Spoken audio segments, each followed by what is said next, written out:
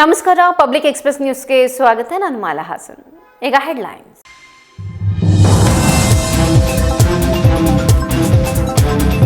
ಹಾಸನ ಮಹಾನಗರ ಪಾಲಿಕೆ ಕಚೇರಿ ಮೇಲೆ ಲೋಕಾಯುಕ್ತ ದಾಳಿ. ಲೋಕಾಯುಕ್ತ ಎಸ್ಪಿ ನಂದಿನಿ ನೇತೃತ್ವದಲ್ಲಿ ಕಾರ್ಯಾಚರಣೆ. ಸರ್ಚ್ ವಾರೆಂಟ್ ಪಡೆದು 30ಕ್ಕೂ ಹೆಚ್ಚು ಅಧಿಕಾರಿ ಸಿಬ್ಬಂದಿಯಿಂದ ದಾಖಲೆ ಪರಿಶೀಲನೆ. ಮಳೆ ಕೈಕೊಟ್ಟರೂ ಸರ್ಕಾರದ ನಿರ್ಲಕ್ಷ್ಯ.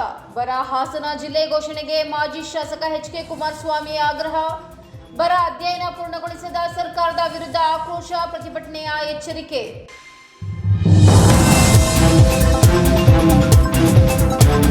ಮಲ್ಲಿಕಾರ್ಜುನ್ ಖರ್ಗೆ ಅವರಿಗೆ ಅವಮಾನ ಖಂಡಿಸಿ ಹಾಸನದಲ್ಲಿ ಕಾಂಗ್ರೆಸ್ ಪ್ರತಿಭಟನೆ. ಸಂಸದ ಶ್ರೇಯಸ್ ಎಂ ಪಟೇಲ್ ನೇತೃತ್ವದಲ್ಲಿ ಪ್ರತಿಭಟನಾ ಮೆರವಣಿಗೆ. ಅಂಬೇಡ್ಕರ್ ಪ್ರತಿಮಾ ಬಳಿ ಧರಣಿ ನಡೆಸಿದ ಕಾಂಗ್ರೆಸ್ ಕಾರ್ಯಕರ್ತರು.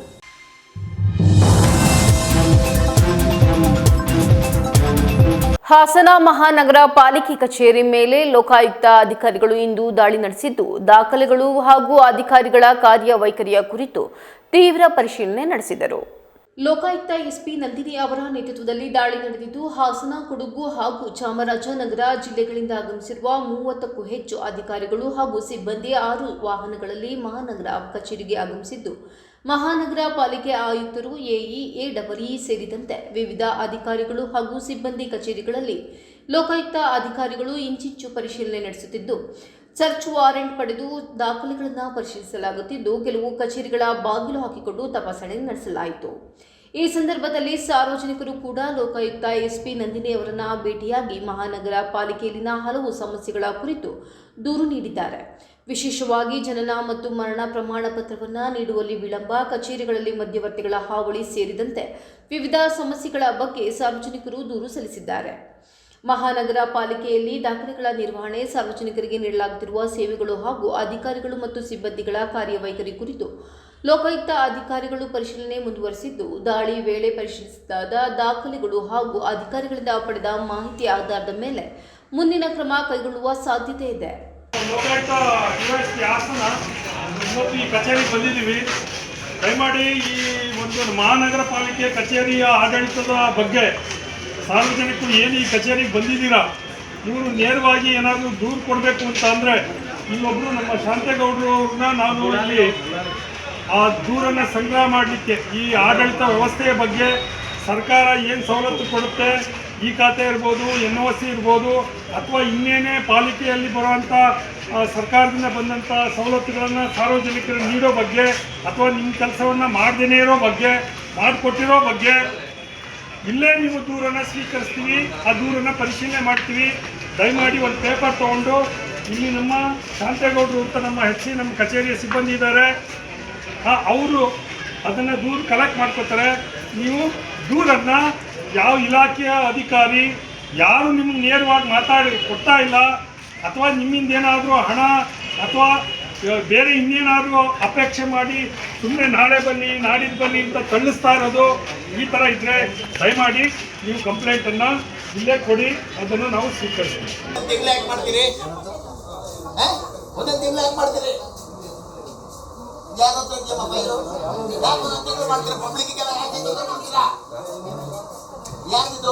ಯಾರು ಹೇಳಿದ್ದು? 4 ಸಲ ಬಂದಿದ್ದೆ.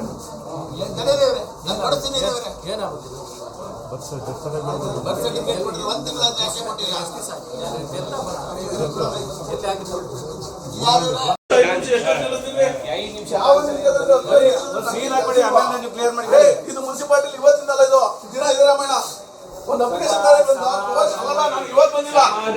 ಎಷ್ಟು ತನಕ ಇರ್ತಾರೆ, ನಮ್ಮ ಕೆಲಸ ಎಷ್ಟು 10ವರೆಯಿಂದ ನಿಲ್ಸಿದ್ವಿ ನೀವು. ಬರೀ ಯಾರು ನಿಲ್ಸ್ಕೊಡ್ಲಿ ಅಪ್ಲಿಕೇಶನ್ ಗಾಡಿ 10ವರೆ ಬಂದಿರೋದು. 10 ತಿಳ್ಕೊಳ್ಳಿಗೆ 10ವರೆಯಿಂದ ಬಂದಿದ್ದೀವಿ.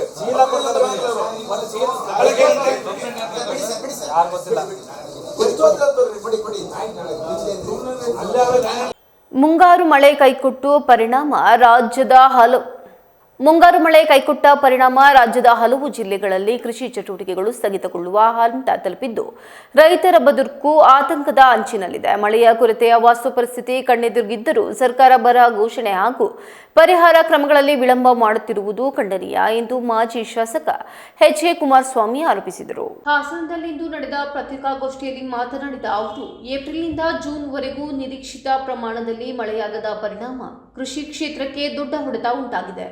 ಸುಮಾರು 60% ಮಳೆ ಕೊರತೆಯಾಗಿರುವ ಹಿನ್ನೆಲೆಯಲ್ಲಿ ಹಲವು ಪ್ರದೇಶಗಳಲ್ಲಿ ಸಮರ್ಪಕವಾಗಿ ಬಿತ್ತನೆ ಕಾರ್ಯ ನಡೆದಿಲ್ಲ. ಈಗಾಗಲೇ ಬಿತ್ತನೆ ಮಾಡಿರುವ ರೈತರು ಮಳೆ ಇಲ್ಲದೆ ಬೆಳೆ ಉಳಿಸಿಕೊಳ್ಳಲು ಪರದಾಡುತ್ತಿದ್ದಾರೆ ಎಂದರು. ಮಳೆಗಾಗಿ ಕಾಯುತ್ತಾ ರೈತರು ಬಿತ್ತನೆ ಕಾರ್ಯವನ್ನ ಮುಂದೂಡುತ್ತಿದ್ದ ಬಿತ್ತನೆ ಮಾಡಿರುವ ಬೆಳೆಗಳು ಒಣಗುವ ಹಂತ ತಲುಪಿವೆ. ಪರಿಸ್ಥಿತಿ ಕೈಮೀರಿದ ಬಳಿಕ ಎಚ್ಚೆತ್ತುಕೊಳ್ಳುವ ಬದಲು ಸರ್ಕಾರ ಮುನ್ನೆಚ್ಚರಿಕೆಯಾಗಿ ಬರ ನಿರ್ವಹಣೆ ಕ್ರಮಗಳನ್ನು ಕೈಗೊಳ್ಳಬೇಕು ಎಂದು ಒತ್ತಾಯಿಸಿದ ಅವರು, ರಾಜ್ಯಾದ್ಯಂತ ಬರ ಪರಿಸ್ಥಿತಿ ಕುರಿತು ಸಮಗ್ರ ಅಧ್ಯಯನ ನಡೆಸಿ ಅದರ ಆಧಾರದ ಮೇಲೆ ಬರಪೀಡಿತ ಜಿಲ್ಲೆ ಹಾಗೂ ತಾಲೂಕುಗಳನ್ನು ಘೋಷಿಸಬೇಕಾಗಿದೆ. ಆದರೆ ಇದುವರೆಗೆ ಬರ ಅಧ್ಯಯನ ಸಂಪೂರ್ಣಗೊಂಡಿಲ್ಲ. ಕೇಂದ್ರ ಸರ್ಕಾರಕ್ಕೆ ವರದಿ ಸಲ್ಲಿಕೆಯಾಗಿಲ್ಲ. ಸರ್ಕಾರದ ಈ ವಿಳಂಬದಿಂದ ಸಂಕಷ್ಟದಲ್ಲಿರುವ ರೈತರಿಗೆ ಅನ್ಯಾಯವಾಗುತ್ತಿದೆ ಎಂದು ಆಕ್ರೋಶ ವ್ಯಕ್ತಪಡಿಸಿದರು. ಜಿಲ್ಲಾ ಉಸ್ತುವಾರಿ ಸಚಿವ ಕೆಎಂ ಶಿವಲಿಂಗೇಗೌಡ ಅವರು ಜಿಲ್ಲೆಯ ಕೆಲ ಪ್ರದೇಶಗಳಿಗೆ ಭೇಟಿ ನೀಡಿ ಬರ ಪರಿಸ್ಥಿತಿ ಪರಿಶೀಲಿಸಿರುವುದು ಸ್ವಾಗತಾರ್ಹ. ರೈತರ ಬಗ್ಗೆ ಕಾಳಜಿ ಹೊಂದಿರುವ ಸಚಿವರು ಈ ವಿಚಾರದಲ್ಲಿ ಮುಂದುವರಿಯುವುದು ಉತ್ತಮ ಬೆಳವಣಿಗೆ. ಆದರೆ ಅಧ್ಯಯನದ ಬಳಿಕ ವರದಿ ಸರ್ಕಾರದ ಯಾವ ಹಂತದಲ್ಲಿದೆ ಎಂಬುದನ್ನು ಸ್ಪಷ್ಟಪಡಿಸಬೇಕು ಎಂದು ಆಗ್ರಹಿಸಿದರು. ಮಳೆ ಕೊರತೆಯ ಪರಿಣಾಮ ಕೃಷಿ ಕ್ಷೇತ್ರಕ್ಕೆ ಮಾತ್ರ ಸೀಮಿತವಾಗದೆ ಗ್ರಾಮೀಣ ಆರ್ಥಿಕ ಚಟುವಟಿಕೆಗಳ ಮೇಲೂ ಪರಿಣಾಮ ಬೀರುತ್ತಿದೆ. ರೈತರ ಆದಾಯ ಕುಸಿದರೆ ಗ್ರಾಮೀಣ ಪ್ರದೇಶದ ವ್ಯಾಪಾರ ವಹಿವಾಟು ಸೇರಿದಂತೆ ಹಲವು ಕ್ಷೇತ್ರಗಳು ಸಂಕಷ್ಟೇ ಸಿಲುಕಲಿವೆ. ಆದ್ದರಿಂದ ಸರ್ಕಾರ ರೈತರ ಸಮಸ್ಯೆಗಳನ್ನು ತುರ್ತು ಪರಿಸ್ಥಿತಿಯಂತೆ ಪರಿಗಣಿಸಿ ಪರಿಹಾರ ಕ್ರಮ ಕೈಗೊಳ್ಳಬೇಕು ಎಂದರು.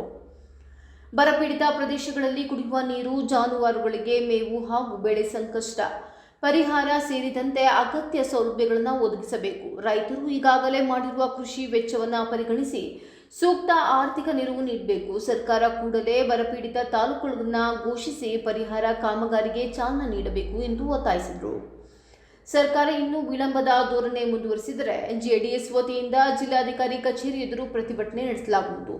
ರೈತರ ಸಮಸ್ಯೆ ಪರಿಹಾರವಾಗುವವರೆಗೂ ಹೋರಾಟ ಮುಂದುವರಿಸಲಾಗುವುದು ಎಂದು ಎಚ್ಚರಿಕೆ ನೀಡಿದ್ದಾರೆ. ಇಡೀ ರಾಜ್ಯಕ್ಕೆ ಆವರಿಸಿರ್ತಕ್ಕಂಥದ್ದು ತಮಗೆಲ್ಲ ಗೊತ್ತಿರತಕ್ಕಂಥ ವಿಚಾರ. ಅದರಲ್ಲೂ ಆಶ್ಚರ್ಯ ಅಂದರೆ ಪಶ್ಚಿಮ ಘಟ್ಟ ಪ್ರದೇಶಗಳಲ್ಲಿ, ಮಲೆನಾಡು ಭಾಗಗಳಲ್ಲೂ ಕೂಡ ಬರ ಆವರಿಸಿರೋದು ಕೂಡ ತಾವು ತಮ್ಮ ಮಾಧ್ಯಮದ ಮೂಲಕ ತಿಳ್ಕೊಂಡಿದ್ದೀವಿ. ತಾವೆಲ್ಲ ವಸ್ತುಸ್ಥಿತಿಯನ್ನು ನೋಡಿದ್ದೀರಿ. ಏಪ್ರಿಲ್, ಮೇ, ಜೂನ್ 3 ತಿಂಗಳು ಸತತವಾಗಿ ಮಳೆ ಬರಲಿಲ್ಲ. 60% ಮಳೆ ಕೊರತೆಯಾಗಿದೆ ಅಂತ ಸರ್ಕಾರವೇ ವರದಿ ಕೊಟ್ಟಿದೆ. ಅದರಲ್ಲಿ 60% ಬೆಳೆ ಬೆಳೆದಿದ್ರು ಕೂಡ ಬೆಳೆ ಬಂದಿರತಕ್ಕಂಥದ್ದು 30%. ಆದರೆ ಸರ್ಕಾರ ನಾಳೆ ಮಾಡ್ತೀವಿ ಬರ ಅಂತ ನಾವು ಘೋಷಿಸ್ತೀವಿ ಅಂತ ಹೇಳಿದ್ರು ಕೂಡ ಇಲ್ಲಿವರೆಗೂ ಬರ ಅಧ್ಯಯನ ಮುಗಿದೇ ಇಲ್ಲ. ಬರ ಅಧ್ಯಯನ ಈವರೆಗೂ ಕೂಡ ಈಗ ಜೂನ್ 3ಕ್ಕೆ ಮಾನ್ಯ ನೂತನ ಮುಖ್ಯಮಂತ್ರಿಗಳು ಬಂದರು. ಅದಾದ ಸರಿಯಾಗಿ 2 ತಿಂಗಳು ಬರೀ ಪುನರ್ರಚನೆಯಲ್ಲೇ ಕಾಲ ಕಳೆದು, ಅದಾದ 3 ವಾರಗಳ ಕಾಲ ಬರೀ ಖಾತೆ ಹಂಚಿಕೆಯಲ್ಲೇ ಕಾಲ ಕಳೆದು. ಆದರೆ ಜನಪರವಾದ ವಿಷಯಗಳಲ್ಲಿ ಬರ ಅಧ್ಯಯನ ವಿಚಾರದಲ್ಲಿ ಈವರೆಗೂ ಕೂಡ ಸರ್ಕಾರ ವರದಿಯನ್ನ ಏಕೆ ಕೊಟ್ಟಿಲ್ಲ?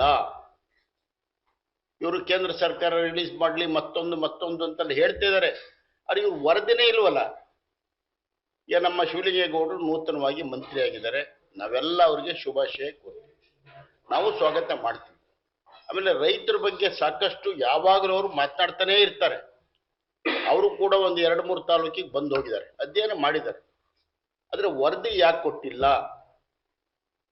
ಈ ವಿಷಯದಲ್ಲಿ ಸರ್ಕಾರಕ್ಕೆ ಕಾಳಜಿ ಇಲ್ಲ, ರೈತರ ಬಗ್ಗೆ ಕಾಳಜಿ ಇಲ್ಲ.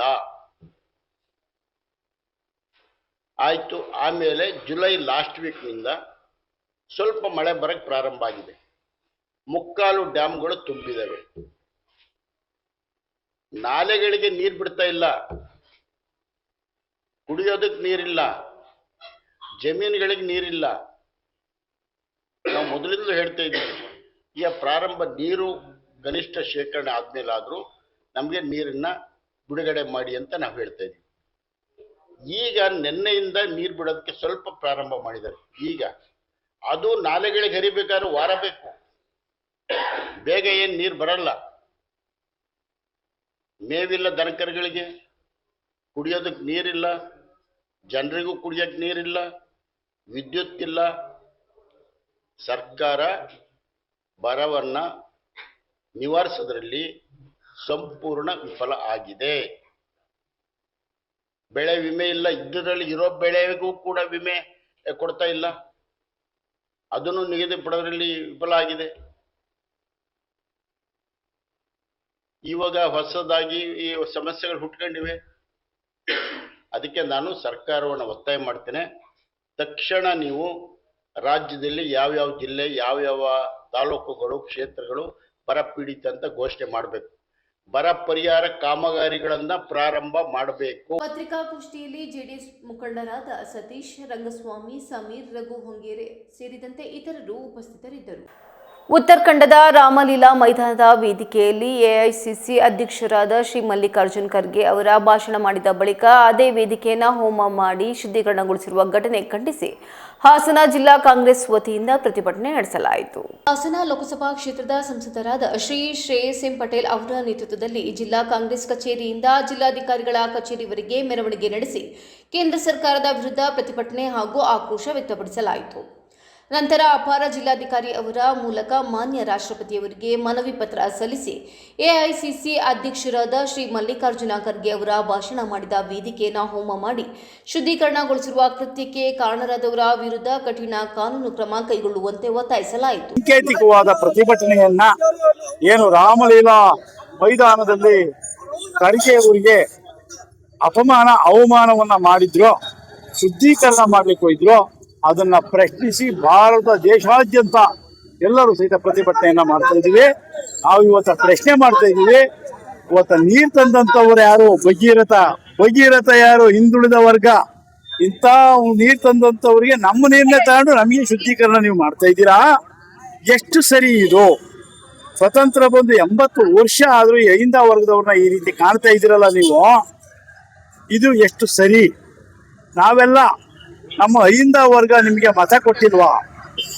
ಇಷ್ಟೆಲ್ಲ ಮತ ಕೊಟ್ಟಿದ್ರು, ನೀವು ಯಾಕೆ ಖರ್ಗೆ ಅವರು ಏನು ಮಾತಾಡಿದ್ರು ಆ ಜಾಗವನ್ನ ಶುದ್ಧೀಕರಣ ಮಾಡಿದ್ದೀರಾ? ಸ್ವತಂತ್ರ ಬಂದು 80 ವರ್ಷಗಳು ಕಳೆದ್ರು ಸಹಿತ ನಮಗೆ ಬ್ರಿಟಿಷರ ಗುಲಾಮಗಿರಿಯಿಂದ ಮುಕ್ತಿ ಸಿಕ್ಕಿ ಇನ್ನು ಜಾತಿ ವ್ಯವಸ್ಥೆಯಿಂದ ನಮಗಿನ್ನೂ ಮುಕ್ತಿ ಸಿಕ್ಕಿಲ್ವಾ? ಆಯ್ತು, ಆ ಮುಕ್ತಿ ಸಿಕ್ಕದಾದ್ರೂ ಯಾವಾಗ? ಜಾತಿ ವ್ಯವಸ್ಥೆಯಿಂದ ಇನ್ನೂ ಸಹ ನಮಗೆ ಮುಕ್ತಿ ಸಿಕ್ಕಿಲ್ಲ ಅಂತಕ್ಕಂಥದ್ದನ್ನ ನೀವು ಸಾಬೀತು ಮಾಡಿದ್ದೀರಾ. ಎಷ್ಟು ವರ್ಷಗಳು ನಾವಿನ್ನೂ ಮಾನ, ಅಪಮಾನ, ಅವಮಾನ, ಗುಲಾಮಗಿರಿ ಇರ್ತಕ್ಕಂಥದ್ದು ಎಷ್ಟು ವರ್ಷ?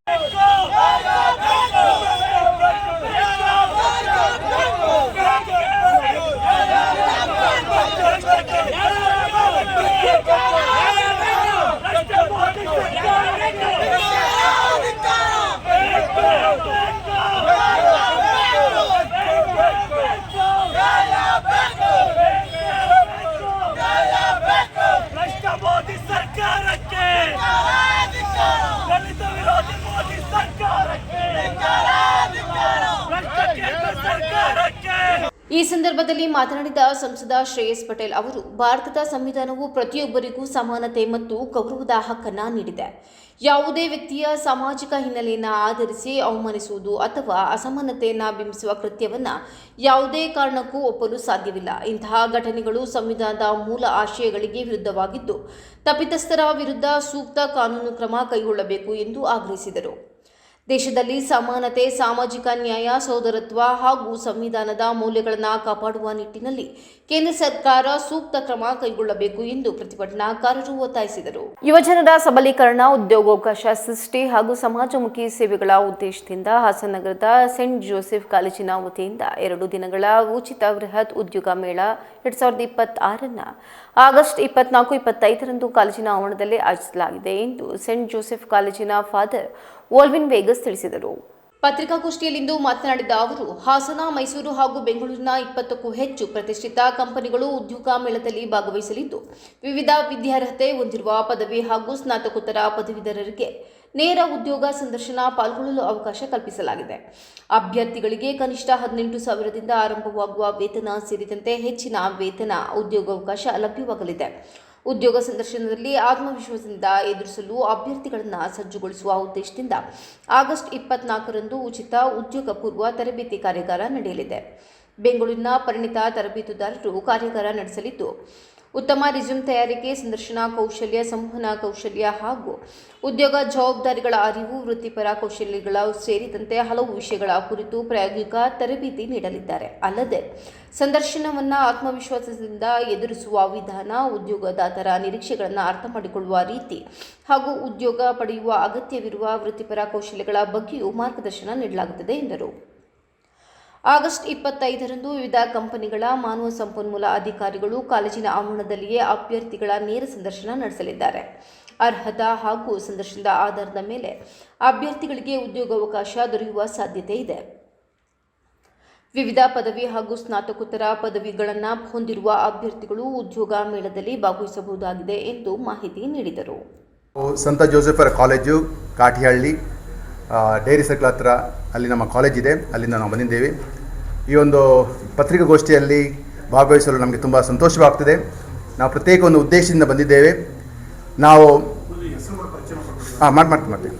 ನಾವು ನಮ್ಮ ಕಾಲೇಜಿನಲ್ಲಿ ಉಚಿತ ಬೃಹತ್ ಉದ್ಯೋಗ ಮೇಳವನ್ನು ಮಾಡ್ತಾ ಇದ್ದೇವೆ. ಉಚಿತ ಉದ್ಯೋಗ ಮೇಳ ಮಾಡ್ತಿದ್ದೇವೆ. ಅದು 24-25 ಮುಂದಿನ ಸೋಮವಾರ ಮತ್ತು ಮಂಗಳವಾರ ಆರಂಭ ಆಗ್ತಾ ಇದೆ. ಅದಕ್ಕಾಗಿ ನಾವು ಇಲ್ಲಿ ಬಂದಿದ್ದೇವೆ. ಪತ್ರಿಕಾಗೋಷ್ಠಿಯಲ್ಲಿ ಕಾಲೇಜಿನ ಉಪ ಪ್ರಾಂಶುಪಾಲ ಪ್ರದೀಪ್ ಕುಮಾರ್, ಕನ್ನಡ ಪ್ರಾಧ್ಯಾಪಕ ರಂಗೇಗೌಡ, ಶಶಿಕಲಾ, ಬಸಪ್ಪ, ನಿಖಿಲ್, ತೇಜಸ್ ಇತರರು ಉಪಸ್ಥಿತರಿದ್ದರು. ಕಳೆನಾಶಕದ ಬಳಕೆಯಿಂದ ಶುಂಠಿ ಬೆಳೆ ಮೊಳಕೆಯೊಡೆಯದೆ ಸಂಪೂರ್ಣ ಹಾನಿಯಾಗಿದ್ದು, ಇದರಿಂದ ಲಕ್ಷಾಂತರ ರೂಪಾಯಿ ನಷ್ಟ ಅನುಭವಿಸಿರುವ ರೈತ ಮಹೇಶ್ ಎಂಬುವರಿಗೆ ನ್ಯಾಯ ದೊರಕಿಸಿಕೊಡಬೇಕು ಎಂದು ಬಹುಜನ ಸಮಾಜ ಪಕ್ಷದ ತಾಲೂಕು ಪ್ರಧಾನ ಕಾರ್ಯದರ್ಶಿ ಮಂಜುನಾಥ್ ಆಗ್ರಹಿಸಿದರು. ಪತ್ರಿಕಾಗೋಷ್ಠಿಯಲ್ಲಿಂದು ಮಾತನಾಡಿದ ಅವರು, ಬೇಲೂರು ಕಸಬಾ ಹೋಬಳಿಯ ಬೊಮ್ಮಡಿಹಳ್ಳಿ ಗ್ರಾಮದ ಈರೇಗೌಡ ಎಂಬುವರ ಜಮೀನನ್ನು ಗುತ್ತಿಗೆ ಆಧಾರದ ಮೇಲೆ ಪಡೆದುಕೊಂಡು ಶುಂಠಿ ಬೆಳೆಯಲು ಮುಂದಾಗಿದೆ. ಎಕರೆಗೆ 80,000ದಂತೆ 1 ಎಕರೆಗೆ 20 ಕುಂಟೆ ಜಮೀನನ್ನು ಹಂಗಾಮಿಗೆ ಗುತ್ತಿಗೆ ಪಡೆದು ಸುಮಾರು 30 ಚೀಲ ಶುಂಠಿ ಬೀಜವನ್ನು ಹಾಕಿದೆ. ಶುಂಠಿ ಹಾಕಿ ನಾಟಿ ಮಾಡಿದ ಸುಮಾರು 18 ದಿನಗಳ ಕಾಲ ಕಳೆನಾಶಕ ಸಿಂಪಡಿಸುವ ಅಗತ್ಯವಿದ್ದ ಹಿನ್ನೆಲೆಯಲ್ಲಿ ಬೇಲೂರಿನ ಹೊಳೆ ಬೀದಿಯಲ್ಲಿರುವ ದಾಸೇಗೌಡ ಪ್ಲಾಂಟೇಶನ್ಗೆ ತೆರಳಿ ಕಳೆನಾಶಕ ಕೇಳಿದೆ. ಅಂಗಡಿ ಮಾಲೀಕ ರಘು ಅವರು ನೀಡಿದ ಔಷಧಿಯ ಜೊತೆಗೆ ಭತ್ತದ ಗದ್ದೆಗೆ ಬಳಸುವ ಕಳೆನಾಶಕವನ್ನು ನೀಡಿದರು ಎಂದು ಆರೋಪಿಸಿದರು. ಭತ್ತದ ಬೆಳೆಗೆ ಬಳಸುವ ಕಳೆನಾಶಕವನ್ನು ಶುಂಠಿಗೆ ನೀಡುತ್ತಿರುವುದೇಕೆ ಎಂದು ಪ್ರಶ್ನಿಸಿದಾಗ, ಅಂಗಡಿ ಮಾಲೀಕರು 2 ಔಷಧಿಗಳನ್ನು ಸೇರಿಸಿ ಸಿಂಪಡಿಸಿದರೆ ಮುಂದೆ ಹುಲ್ಲು ಬೆಳೆಯುವುದಿಲ್ಲ ಎಂದು ತಿಳಿಸಿದರು. ಅವರ ಸಲಹೆಯನ್ನು ನಂಬಿ ನೀಡಿದ್ದ ಕಳೆನಾಶಕವನ್ನು ಶುಂಠಿ ಬೆಳೆಗೆ ಸಿಂಪಡಿಸಿದ್ದೆ ಎಂದರು. ಔಷಧಿ ಸಿಂಪಡಿಸಿದ ಸುಮಾರು 15 ದಿನಗಳ ಬಳಿಕವೂ ಜಮೀನಿನಲ್ಲಿ ಹುಲ್ಲು ಮೊಳಕೆಯೊಡೆದಿರುವುದರ ಜೊತೆಗೆ ಶುಂಠಿ ಬೆಳೆಯೂ ಬೆಳೆಯದೇ ಇರುವುದು ಗಮನಕ್ಕೆ ಬಂದಿತು. ಇದರಿಂದ ಅನುಮಾನಗೊಂಡು ಅಂಗಡಿ ಮಾಲೀಕರನ್ನ ಸಂಪರ್ಕಿಸಿ ಅವರು ನೀಡಿದ ಔಷಧಿಯಿಂದ ಶುಂಠಿ ಮೊಳಕೆಯೊಡೆದಿಲ್ಲ ಎಂದು ತಿಳಿಸಿದ್ದಾಗಿ ಹೇಳಿದರು. ಆಗ ಮತ್ತೊಂದು ಔಷಧಿ ನೀಡಿ ಅದನ್ನು ಸಿಂಪಡಿಸಿದರೆ ಸಮಸ್ಯೆ ಸರಿಯಾಗುತ್ತದೆ ಎಂದು ತಿಳಿಸಿದರು. ಅವರು ಸೂಚನೆಯಂತೆ ಆ ಔಷಧಿಯನ್ನು ಸಿಂಪಡಿಸಿದರೂ ಯಾವುದೇ ಪ್ರಯೋಜನವಾಗಿಲ್ಲ. ಶುಂಠಿ ಬೆಳೆ ಚೇತರಿಸಿಕೊಳ್ಳದೆ ಸಂಪೂರ್ಣವಾಗಿ ಹಾನಿಯಾಗಿದೆ ಎಂದು ಮಂಜುನಾಥ್ ಅಳಲು ತೋಡಿಕೊಂಡರು. ಇದರ ಮಧ್ಯೆ 19/1/2026ರಂದು ತಮ್ಮ ವಿರುದ್ಧ ಸುಳ್ಳು ಆರೋಪ ಮಾಡಿ ಪೊಲೀಸ್ ಠಾಣೆಯಲ್ಲಿ ದೂರು ದಾಖಲಿಸಲಾಗಿದೆ.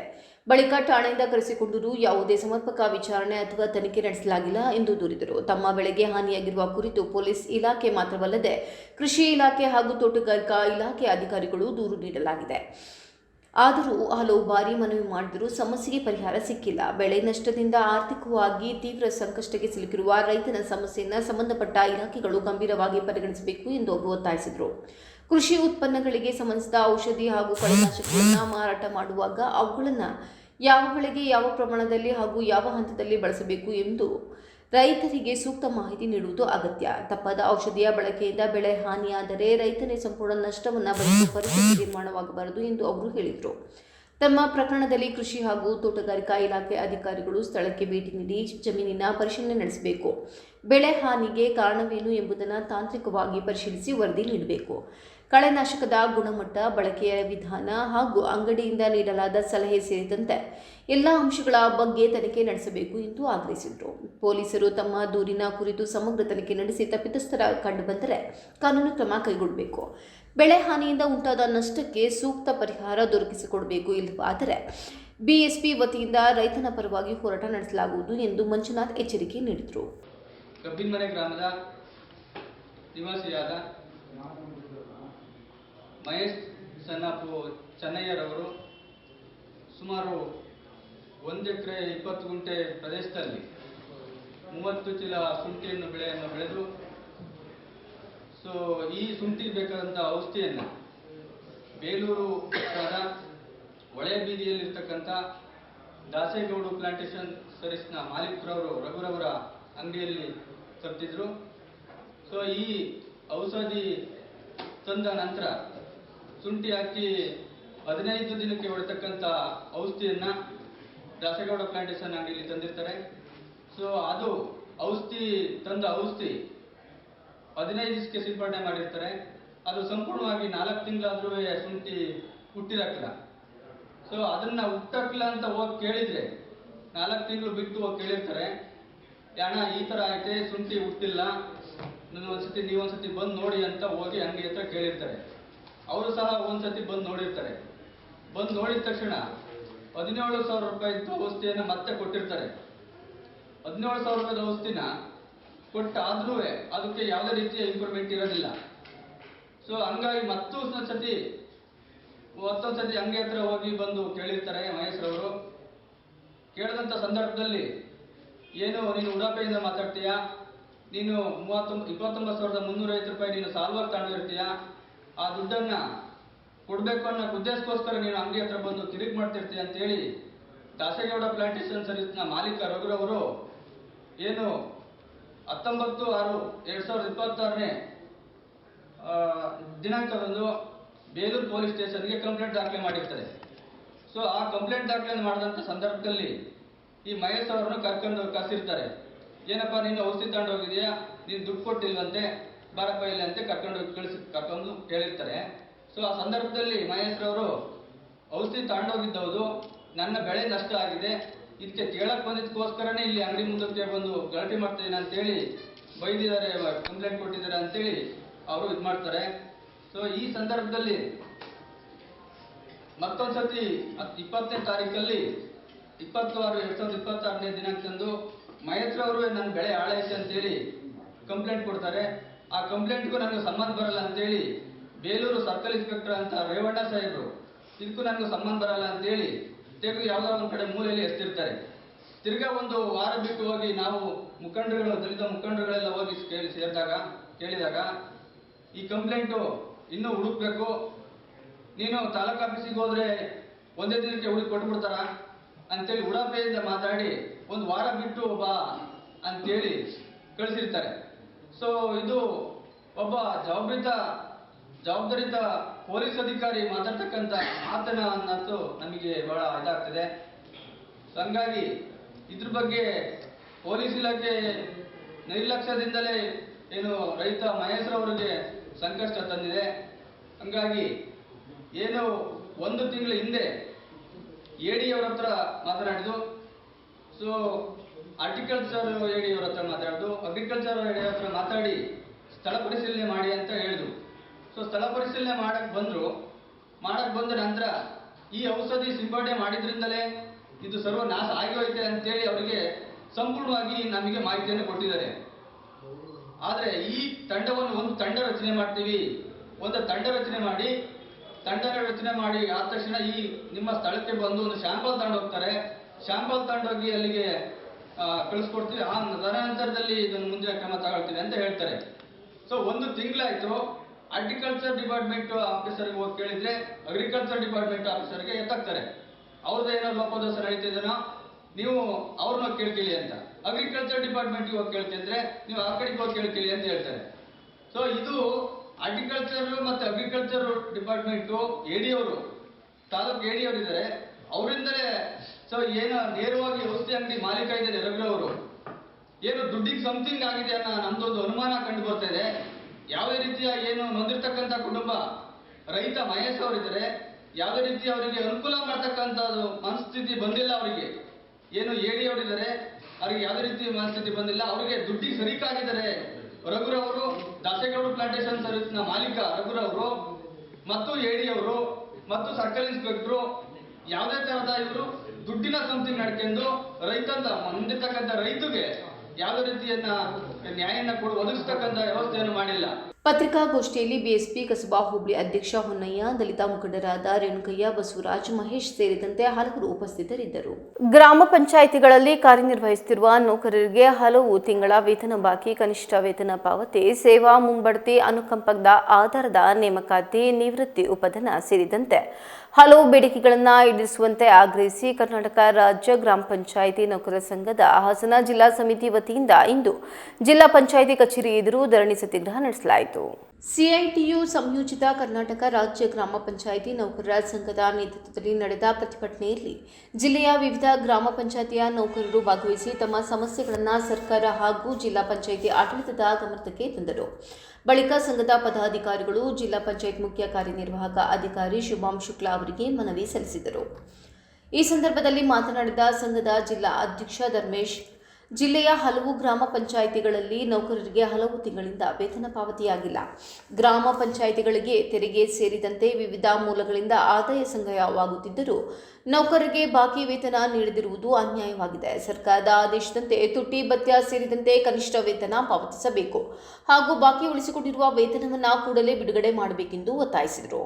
ಗ್ರಾಮ ಪಂಚಾಯಿತಿಗಳಲ್ಲಿ ಖಾಲಿ ಇರುವ ಬಿಲ್ ಕಲೆಕ್ಟರ್ ಹುದ್ದೆಗಳಿಗೆ ಅದೇ ಪಂಚಾಯಿತಿಯಲ್ಲಿ ಸೇವೆ ಸಲ್ಲಿಸುತ್ತಿರುವ ಅರ್ಹ ನೌಕರರನ್ನು ನೇಮಕ ಮಾಡುವ ಪ್ರಕ್ರಿಯೆಯಲ್ಲಿ ಅನಗತ್ಯ ವಿಳಂಬ ಮಾಡಲಾಗುತ್ತಿದೆ. ಕೆಲವು ಕಡೆ ನಿಯಮಗಳನ್ನು ಬದಿಗೊತ್ತಿ ಹೊರಗಿನ ಅಭ್ಯರ್ಥಿಗಳನ್ನು ನೇಮಕ ಮಾಡಿಕೊಳ್ಳಲಾಗುತ್ತಿದ್ದು, ಇದರಿಂದ ಹಲವು ವರ್ಷಗಳಿಂದ ಸೇವೆ ಸಲ್ಲಿಸುತ್ತಿರುವ ನೌಕರರಿಗೆ ಅನ್ಯಾಯವಾಗುತ್ತಿದೆ. ಸೇವೆಯಲ್ಲಿದ್ದ ನೌಕರರು ಮೃತಪಟ್ಟ ಸಂದರ್ಭದಲ್ಲಿ ಅವರ ಕುಟುಂಬದ ಅರ್ಹ ಸದಸ್ಯರಿಗೆ ಅನುಕಂಪದ ಆಧಾರದ ಮೇಲೆ ಉದ್ಯೋಗ ನೀಡುವಲ್ಲಿಯೂ ವಿಳಂಬವಾಗುತ್ತಿದೆ. ಅರ್ಕಲಗೂಡು ತಾಲೂಕಿನ ಕಡವಿನ ಹೊಸಹಳ್ಳಿ ಗ್ರಾಮ ಪಂಚಾಯಿತಿಯಲ್ಲಿ ಮೃತಪಟ್ಟ ಬಿಲ್ ಕಲೆಕ್ಟರ್ ಸ್ವಾಮಿಗೌಡ ಅವರ ಪುತ್ರಿ ಪಲ್ಲವಿ ಎಸ್ಎಸ್ ಅವರಿಗೆ ಅನುಕಂಪದ ಆಧಾರದ ಮೇಲೆ ಉದ್ಯೋಗ ನೀಡುವ ಪ್ರಕ್ರಿಯೆಯಲ್ಲಿ ತ್ವರಿತಗೊಳಿಸಬೇಕು ಎಂದು ಮನವಿ ಮಾಡಿದರು. ಗ್ರಾಮ ಪಂಚಾಯಿತಿಗಳಲ್ಲಿ ಹಲವು ವರ್ಷ ಸೇವೆ ಸಲ್ಲಿಸಿ ನಿವೃತ್ತರಾದ ಹಾಗೂ ಮೃತಪಟ್ಟ ನೌಕರರಿಗೆ ನಿವೃತ್ತಿ ಹಾಗೂ ಮರಣೋತ್ತರ ಉಪಧನ ಪಾವತಿಯಾಗದೇ ಇರುವ ಬಗ್ಗೆ ಸಂಘ ಅಸಮಾಧಾನ ವ್ಯಕ್ತಪಡಿಸಿತು. ಬೇಲೂರು ತಾಲೂಕಿನ ತುಂಬಾದೇವರಹಳ್ಳಿ, ನಾರ್ವೆ ಅರೆಹಳ್ಳಿ, ಹಿಂಬೀಡು ಹಾಗೂ ಯಲಂಕ, ಅರ್ಕಲಗೂಡು, ಕಳ್ಳಿ, ಕೊಣನೂರು, ಆಲದಹಳ್ಳಿ ಹಾಗೂ ಮಲ್ಲಿಪಟ್ಟಣ, ಚನ್ನರಾಯಪಟ್ಟಣ ತಾಲೂಕಿನ ಅಕ್ಕನಹಳ್ಳಿ ಮತ್ತು ಅರಸೀಕೆರೆ ತಾಲೂಕಿನ ಬಾಣವರ ಗ್ರಾಮ ಪಂಚಾಯಿತಿಯಲ್ಲಿ ನಿವೃತ್ತ ನೌಕರರಿಗೆ ಹಲವು ವರ್ಷ ಕಳೆದರೂ ಉಪಧನ ಪಾವತಿಯಾಗಿಲ್ಲ ಎಂದು ಸಂಘದ ಪದಾಧಿಕಾರಿಗಳು ಗಮನ ಸೆಳೆದರು. ಕೆಲವು ನಿವೃತ್ತ ನೌಕರರು ಮೃತಪಟ್ಟಿದ್ದರೂ ಅವರ ಕುಟುಂಬಗಳಿಗೆ ಹಣ ಪಾವತಿಯಾಗಿಲ್ಲ. ಈ ಬಗ್ಗೆ ತನಿಖೆ ನಡೆಸಿ ತಪ್ಪಿತಸ್ಥರ ವಿರುದ್ಧ ಕ್ರಮ ಕೈಗೊಂಡು ನೌಕರರು ಹಾಗೂ ಅವರ ಕುಟುಂಬಗಳಿಗೆ ಕಾನೂನುಬದ್ಧವಾಗಿ ದೊರೆಯಬೇಕಾದ ಉಪಧನ ಹಾಗೂ ಪರಿಹಾರವನ್ನು ವಿಳಂಬವಿಲ್ಲದೆ ಪಾವತಿಸಬೇಕು ಎಂದು ಆಗ್ರಹಿಸಿದರು. ಜಿಲ್ಲೆಯ ವಿವಿಧ ಗ್ರಾಮ ಪಂಚಾಯಿತಿಗಳಲ್ಲಿ ಹಲವು ನೌಕರರು ಸೇವೆ ಸಲ್ಲಿಸುತ್ತಿದ್ದರೂ ಅವರ ಸೇವೆಗೆ ಜಿಲ್ಲಾ ಪಂಚಾಯಿತಿಯಿಂದ ಇನ್ನೂ ಅನುಮೋದನೆ ದೊರೆತಿಲ್ಲ. ದೀರ್ಘಕಾಲದಿಂದ ಸೇವೆ ಸಲ್ಲಿಸುತ್ತಿರುವ ನೌಕರರ ಪ್ರಕರಣಗಳನ್ನು ಆದ್ಯತೆಯ ಮೇರೆಗೆ ಪರಿಶೀಲಿಸಿ ಕೂಡಲೇ ಅನುಮೋದನೆ ನೀಡಬೇಕೆಂದು ಒತ್ತಾಯಿಸಿದರು. ಪ್ರತಿಭಟನಾಕಾರರ ಮನವಿ ಆಲಿಸಿದ ಜಿಲ್ಲಾ ಪಂಚಾಯಿತಿ ಮುಖ್ಯ ಕಾರ್ಯನಿರ್ವಾಹಕ ಅಧಿಕಾರಿ ಶುಭಾಂ ಶುಕ್ಲಾ ಅವರು, ನೌಕರರ ಎಲ್ಲಾ ಬೇಡಿಕೆಗಳನ್ನು ಆಲಿಸಲಾಗಿದ್ದು ಜಿಲ್ಲಾ ಮಟ್ಟದಲ್ಲಿ ಬಗೆಹರಿಯಬಹುದಾದ ಸಮಸ್ಯೆಗಳನ್ನು ಪರಿಹರಿಸಲಾಗುವುದು. ಉಳಿದ ಬೇಡಿಕೆಗಳನ್ನು ಸರ್ಕಾರದ ಗಮನಕ್ಕೆ ತರಲಾಗುವುದು ಎಂದು ಭರವಸೆ ನೀಡಿದರು. ಹೊಸ ಕನಿಷ್ಠ ವೇತನದ ಜಾರಿಗಾಗಿ ಆಗ್ರಹಿಸಿ ರಾಜ್ಯದಂತೆ ಗ್ರಾಮ ಪಂಚಾಯಿತಿ ನೌಕರರಿಂದ ಜಿಲ್ಲಾ ಪಂಚಾಯಿತಿ ಕಚೇರಿ ಮುಂದೆ ಧರಣಿ ಸತ್ಯಾಗ್ರಹ ಅಂತ ಒಂದು ಕಾರ್ಯಕ್ರಮ ಇಡೀ ರಾಜ್ಯದಲ್ಲಿ ಎಲ್ಲ ಗ್ರಾಮ ಪಂಚಾಯಿತಿ ಮಟ್ಟದಲ್ಲಿ ಹಮ್ಮಿಕೊಳ್ಳಲಾಗಿದೆ. ನಮ್ಮ ಹಾಸನ ಜಿಲ್ಲೆಯಲ್ಲಿ ಕೂಡ ಸಿಟ್ಟು ಮುಖಾಂತರದಲ್ಲಿ ಒಂದು ಪ್ರತಿಭಟನೆ ಇತ್ತು, ಸತ್ಯಾಗ್ರಹ ಒಂದು ಹಮ್ಮಿಕೊಳ್ಳಲಾಗಿತ್ತು. ಇದರಲ್ಲಿ ಅಧ್ಯಕ್ಷರು ತನ್ನ ಮಾತು ಬೇಡಿಕೆಗಳು ನಮ್ಮ ಸಮಕ್ಷ ಇಟ್ಟಿದ್ದಾರೆ ಮತ್ತು ಸಂಬಂಧಪಟ್ಟ ಒಂದು ಲಿಖಿತಾಗಿ ಒಂದು ಮನವಿ ಕೂಡ ನಮಗೆ ಕೊಟ್ಟಿದ್ದಾರೆ. ಇದರಲ್ಲಿ ಏನೇನು ವಿಷಯಗಳು ನಮ್ಮ ಕೈಯಿಂದ ಮಾಡೋಕ್ಕೆ ಸಾಧ್ಯ ಅದರ ಬಗ್ಗೆ ನಾವು ಕ್ರಮ ತಗೊಳ್ತೀವಿ. ಅವರು ಒಂದು ಸಭಾ ಬಗ್ಗೆ ಹೇಳಿದ್ದಾರೆ. ಎಲ್ಲ ಸಂಘದವರು, ನಮ್ಮ ಇಒಸ್ ಪಿಡಿಒಸ್ ಒಂದು ಸಭೆ, ಇಒಸ್ ಪಿಡಿಒಸ್ ಎಲ್ಲರಿಗೂ ಕರೆದಿದ್ಲೇ ಸ್ವಲ್ಪ ಕಷ್ಟ, ಬಟ್ ಕನಿಷ್ಠ ಇಒಸ್ಗೆ ನಾವು ಕರೀಬಹುದು. ಒಂದು ಸಭಾ ಈ ತಿಂಗಳ ಕೊನೆಯ ಭಾಗದಲ್ಲಿ ಅಥವಾ ಮುಂದಿನ ತಿಂಗಳ ಮೊದಲನೇ ವಾರದಲ್ಲಿ ಒಂದು ಸಭೆನ ನಾನು ಆಯೋಜಿಸಲಾಗ್ತೀನಿ. ಅದರ ಜೊತೆಗೇನೆ ಕನಿಷ್ಠ ವೇತನ ಸಂಬಂಧಪಟ್ಟ ಅವರು ಮನವಿ ಬಗ್ಗೆ ಕೂಡ ನಮಗೆ ತಿಳಿಸಿದ್ದಾರೆ. ಇದು ಲಿಖಿತ ಮನವಿ ಅವರು ನಮಗೆ ಏನು ಕೊಟ್ಟಿದ್ದಾರೆ, ಈಗ ಜಸ್ಟ್ 2-3 ಮಿನಿಟ್ಸ್ ಹಿಂದೆ ನಮಗೆ ಏನು ಮನವಿ ಅವರಿಗೆ ಕೊಟ್ಟಿದ್ದರು ಅದೇ ಮನವಿ ನಾವು ಸರ್ಕಾರದ ಹಂತಕ್ಕೆ ತಲುಪಿಸ್ತೀವಿ. ಮತ್ತು ಅವರು ಪೆಂಡಿಂಗ್ ಏರಿಯಾಸ್ ಬಗ್ಗೆ ಕೂಡ ಮಾತಾಡಿದ್ದಾರೆ. ನಾನು ಬೇರೆ ಜಿಲ್ಲೆ ಬಗ್ಗೆ ಮಾತಾಡಲ್ಲ. ನಮ್ಮ ಹಾಸನ ಜಿಲ್ಲೆಯಲ್ಲಿ ಪ್ರತಿ ಮಂಗಳವಾರಲ್ಲಿ ನಾವು ಏನು ಸಭೆ ಮಾಡ್ತಾ ಇದ್ದಲ್ಲಿ ಅಲ್ಲಿ ಗ್ರಾಮ ಪಂಚಾಯತ್ ಸ್ಟಾಫ್ ಸ್ಯಾಲರಿ ಪೇಮೆಂಟು ಕೂಡ ಒಂದು ವಿಷಯ ನಾವು ಚರ್ಚೆ ಮಾಡ್ತಾ ಇದ್ವಿ. ನಾನು ಬಂದ ನಂತರ ನಾನು ಬರೋದಕ್ಕಿಂತ ಮುಂಚೆ ನನ್ನ ಪೆಂಡೆನ್ಸಿ ಬಹಳ ಜಾಸ್ತಿ ಇತ್ತು, ಈಗ ಕಡಿಮೆ ಆಗಿದೆ. ಧರಣಿಯಲ್ಲಿ ಕರ್ನಾಟಕ ರಾಜ್ಯ ಗ್ರಾಮ ಪಂಚಾಯಿತಿ ನೌಕರರ ಸಂಘದ ಜಿಲ್ಲಾ ಪ್ರಧಾನ ಕಾರ್ಯದರ್ಶಿ ಕೆಟಿ ಹೊನ್ನೇಗೌಡ, ಜಿಲ್ಲಾ ಖಜಾಂಚಿ ಕುಮಾರಸ್ವಾಮಿ, ಅರವಿಂದ್ ಸೇರಿದಂತೆ ಜಿಲ್ಲೆಯ ವಿವಿಧ ಗ್ರಾಮ ಪಂಚಾಯಿತಿಗಳ ನೌಕರರು ಹಾಗೂ ಸಂಘದ ಪದಾಧಿಕಾರಿಗಳು ಭಾಗವಹಿಸಿದ್ದರು. ಹಾಸನ ಜಿಲ್ಲಾ ಅಮೇಚೂರ್ ಬಾಕ್ಸಿಂಗ್ ಸಂಸ್ಥೆಯ ಮಹಿಳಾ ಕ್ರೀಡಾಪಟುಗಳು ಬೆಂಗಳೂರಿನ ಕೆಂಗೇರಿಯ ಎಲೈಟ್ ಫೈಟ್ ಕ್ಲಬ್ನಲ್ಲಿ ಆಗಸ್ಟ್ 16ರಂದು ನಡೆದ ಮಹಿಳಾ ಬಾಕ್ಸಿಂಗ್ ಚಾಂಪಿಯನ್ಶಿಪ್ 2026ರಲ್ಲಿ ಅತ್ಯುತ್ತಮ ಸಾಧನೆ ಮಾಡುವ ಮೂಲಕ ಜಿಲ್ಲೆಯ ಕೀರ್ತಿ ಹೆಚ್ಚಿಸಿದ್ದಾರೆ. ಚಾಂಪಿಯನ್ಶಿಪ್ನಲ್ಲಿ ಹದಿಯಾ ಕೌನ್ಸರ್, ಪರಾಣಿಕ್ ಆರ್ಯ, ರೋಷನ್ ಫಾತಿಮಾ, ಅಯದ್ ಖಾನಂ, ಉಮ್ಮೆ ಅಫ್ಸಾ, ಸೈಯದ್ ಆನಮ್ ಹಾಗೂ ಲೈಮ್ರಾ ಪ್ರಥಮ ಸ್ಥಾನ ಪಡೆದು ಚಿನ್ನದ ಪದಕ ಗೆದ್ದಿದ್ದಾರೆ. ಮೈನ್, ಆಫೀಫಾ, ಅನುಷಾ, ತುಳಸಿ ಹಾಗೂ ಫಾತಿಮಾ ದ್ವಿತೀಯ ಸ್ಥಾನ ಪಡೆದು ಬೆಳ್ಳಿ ಪದಕ ತಮ್ಮದಾಗಿಸಿಕೊಂಡಿದ್ದಾರೆ. ನಿಮ್ರಾಜ್ ಸುಲ್ತಾನ್ ತೃತೀಯ ಸ್ಥಾನ ಪಡೆದು ಕಂಚಿನ ಪದಕ ಗೆದ್ದಿದ್ದಾರೆ. ವಿಜೇತ ಕ್ರೀಡಾಪಟುಗಳಿಗೆ ಕರ್ನಾಟಕ ಅಮೇಚೂರ್ ಬಾಕ್ಸಿಂಗ್ ಅಸೋಸಿಯೇಷನ್ನ ಕಾರ್ಯದರ್ಶಿ ಸಾಯಿ ಸತೀಶ್ ಅವರು ಪ್ರಶಸ್ತಿ ಪತ್ರ ನೀಡಿ ಗೌರವಿಸಿದರು. ಈ ಸಂದರ್ಭದಲ್ಲಿ ಕೂರ್ಗ್ ಬಾಕ್ಸಿಂಗ್ ಅಧ್ಯಕ್ಷ ಕರ್ನಲ್ ಮುತ್ತಣ್ಣ, ರಾಷ್ಟ್ರೀಯ ಹಾಗೂ ಅಂತಾರಾಷ್ಟ್ರೀಯ ಚಾಂಪಿಯನ್ ಹಾಗೂ ಕರ್ನಾಟಕ ಅಮೇಚೂರ್ ಬಾಕ್ಸಿಂಗ್ ಅಸೋಸಿಯೇಷನ್ನ ಜಂಟಿ ಕಾರ್ಯದರ್ಶಿ ಕ್ಯಾಪ್ಟನ್ ಚಂದ್ರಶೇಖರ್, ಶಿವಪ್ರಸಾದ್, ಕ್ಯಾಪ್ಟನ್ ಧನಂಜಯನ್ ಹಾಗೂ ಹಾಸನ ಜಿಲ್ಲಾ ಅಮೇಚೂರ್ ಬಾಕ್ಸಿಂಗ್ ಸಂಸ್ಥೆಯ ಅಧ್ಯಕ್ಷ ಅಹಮದ್ ಆರಿಫ್ ಉಪಸ್ಥಿತರಿದ್ದರು. ಹಾಸನ ಜಿಲ್ಲೆಯ ಮಹಿಳಾ ಕ್ರೀಡಾಪಟುಗಳ ಈ ಸಾಧನೆಗೆ ಪೋಷಕರು, ಶಿಕ್ಷಕರು ಹಾಗೂ ತರಬೇತಿದಾರರು ಹರ್ಷ ವ್ಯಕ್ತಪಡಿಸಿ ಅಭಿನಂದನೆ ಸಲ್ಲಿಸಿದ್ದಾರೆ.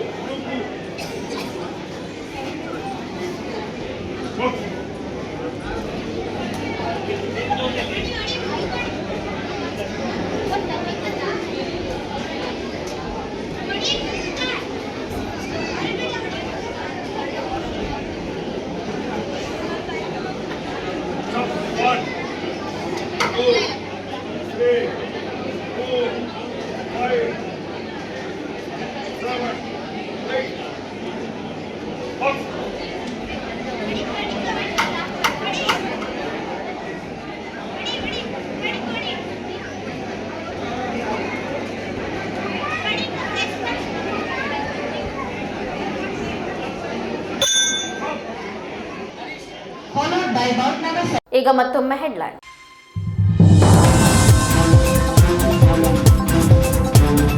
ಹಾಸನ ಮಹಾನಗರ ಪಾಲಿಕೆ ಕಚೇರಿ ಮೇಲೆ ಲೋಕಾಯುಕ್ತ ದಾಳಿ. ಲೋಕಾಯುಕ್ತ ಎಸ್ಪಿ ನಂದಿನಿ ನೇತೃತ್ವದಲ್ಲಿ ಕಾರ್ಯಾಚರಣೆ. ಸರ್ಚ್ ವಾರೆಂಟ್ ಪಡೆದು 30ಕ್ಕೂ ಹೆಚ್ಚು ಅಧಿಕಾರಿ ಸಿಬ್ಬಂದಿಯಿಂದ ದಾಖಲೆ ಪರಿಶೀಲನೆ. ಮಳೆ ಕೈಕೊಟ್ಟರೂ ಸರ್ಕಾರದ ನಿರ್ಲಕ್ಷ್ಯ. ಬರ ಹಾಸನ ಜಿಲ್ಲೆ ಘೋಷಣೆಗೆ ಮಾಜಿ ಶಾಸಕ ಎಚ್.ಕೆ. ಕುಮಾರಸ್ವಾಮಿ ಆಗ್ರಹ. ಬರ ಅಧ್ಯಯನ ಪೂರ್ಣಗೊಳಿಸದ ಸರ್ಕಾರದ ವಿರುದ್ಧ ಆಕ್ರೋಶ, ಪ್ರತಿಭಟನೆಯ ಎಚ್ಚರಿಕೆ.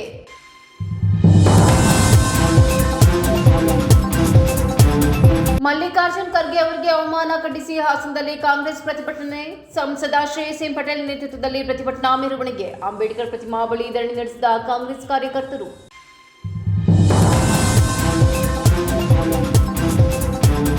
ಇದಿಷ್ಟು ಇವರೆಗಿನ ಪ್ರಮುಖ ಸುದ್ದಿಗಳು. ಸಮಗ್ರ ಸುದ್ದಿಗಳಿಗಾಗಿ ನೋಡ್ತಾ ಇರಿ ಪಬ್ಲಿಕ್ ಎಕ್ಸ್‌ಪ್ರೆಸ್ ಕನ್ನಡ. ಪಯಣ ನಿಮ್ಮೊಂದಿಗೆ.